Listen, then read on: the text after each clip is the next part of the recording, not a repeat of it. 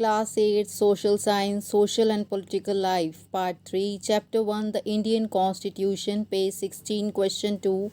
What is the difference in who exercise executive power in the above two constitutions of Nepal? Answer.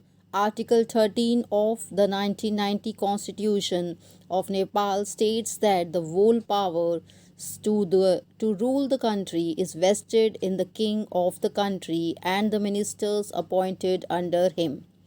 On the other hand, Article 75 of the 2015 Constitution of Nepal states that the rules and management of the country will be based on the laws mentioned in the Constitution of the country under the supervision of the Council of Ministers. प्रश्न 2. नेपाल के इन दोनों संविधानों में कार्यकारी शक्ति के उपयोग में क्या फ़र्क दिखाई देता है? इस बात को ध्यान में रखते हुए क्या आपको लगता है कि नेपाल को एक नए संविधान की ज़रूरत है? क्यों?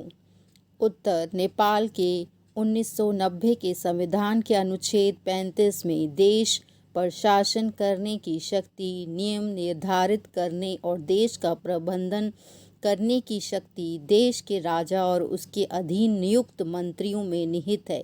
हालांकि नेपाल के 2015 के संविधान के अनुच्छेद 75 में कहा गया है कि देश के नियम, शासन और प्रबंधन मंत्रियों की देखरेख में देश के संविधान में उल्लिखित कानूनों पर आधारित होंगे।